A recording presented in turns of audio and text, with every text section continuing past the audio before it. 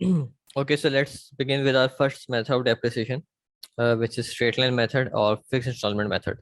अच्छा, तो यहाँ पे मैंने फॉर्मूला दोबारा से लिख दिया।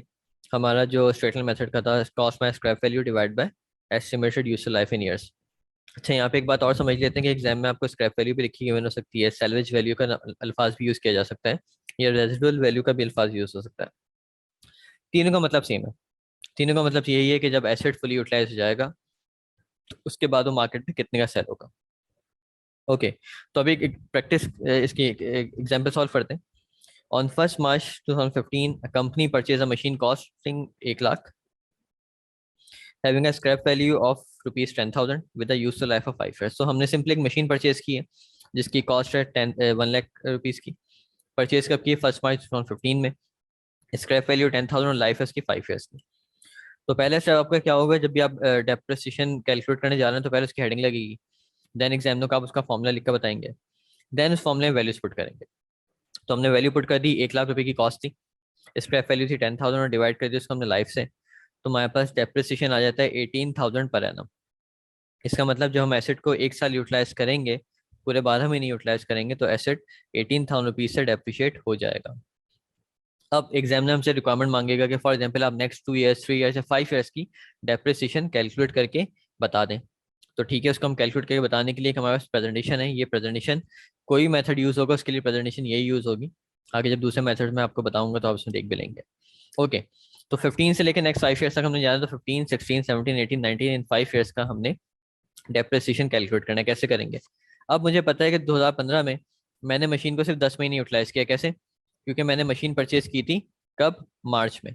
तो जनवरी फरवरी हटा दें तो आपके पास 10 महीने रह जाते हैं। तो जब मैंने मशीन को 10 महीने यूज किया है, 10 मंथ्स यूज किया है, तो उसका डेप्रिसिएशन भी 10 मंथ्स का यूज होगा। तो हम उसको प्रोरेट कैसे करेंगे? प्रोरेट करने का तरीका ये होता है कि जो हमारा डेप्रिसिएशन एक्सपेंस 18,000 रुपये, ये 12 महीने का था, तो इसको मैंने डिवाइड कर दिया 12 से, मल्टीप्लाई कर दिया 10 से। तो 10 महीने का डेप्रिसिएशन एक्सपेंस मेरे पास आ गया कितना? 15,000। अब ये एक्यूमुलेट डेप्रिसिएशन क्या है, इस पर हम थोड़ी देर में बात करेंगे, पहले हम देखते हैं, आगे बढ़ते हैं।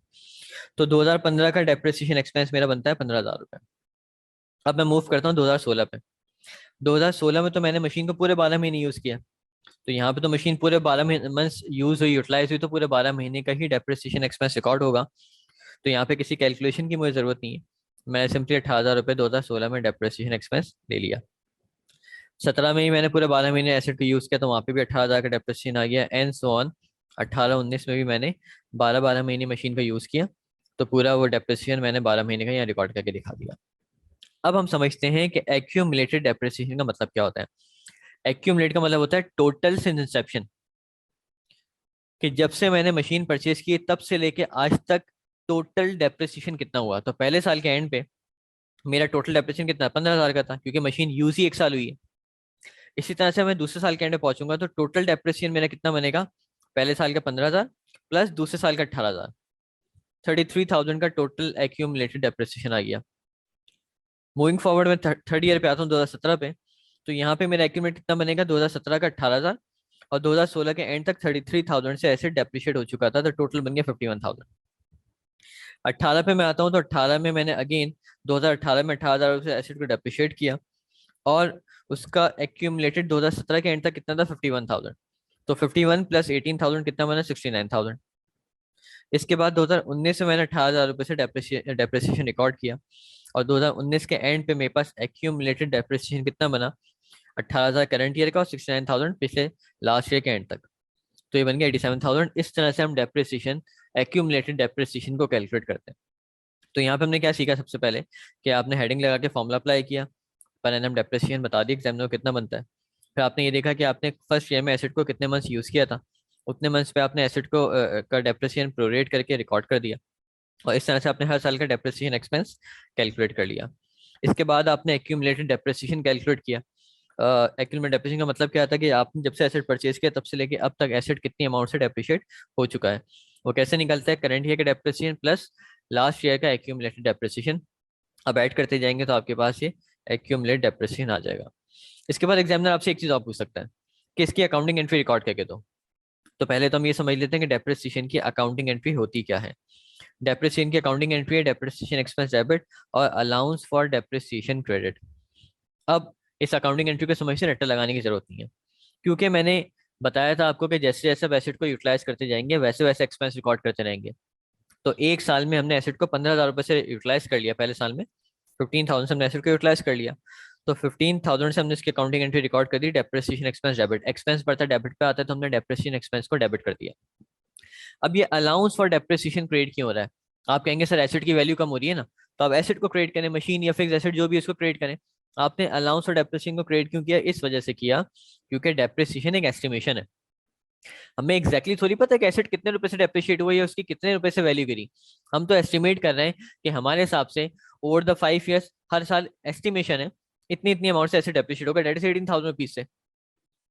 तो इसलिए मैंने अलाउंस फॉर डेप्रिसिएशन को क्रेडिट किया है, बिल्कुल वैसे ही जैसे कि मैं अलाउंस फॉर बैड डेट्स को करता था। वहां पे भी एस्टिमेशन ही होती थी ना मेरी, मुझे एक्जैक्टली थोड़ी पता होता था मेरा अमाउंट कितना है जो कस्टमर राइट ऑफ कर देगा या जो डिफॉल्ट कर देगा। तो यहाँ पे भी मेरा जो डेप्रिसिएशन है वो एस्टिमेशन की बेस पे, आप देखें फॉर्मूले के अंदर मैं क्या क्या एस्टिमेट करता हूँ। स्क्रैप वैल्यू भी मैं एस्टिमेट कर रहा हूँ, यूजफुल लाइफ भी मैं एस्टिमेट कर रहा हूँ। तो जब फॉर्मूले के अंदर इतनी सारी चीजें एस्टिमेटेड आ रही हैं तो आने वाली वैल्यू जो है डेप्रिसिएशन एक्सपेंस की वो भी एस्टिमेटेड ही है।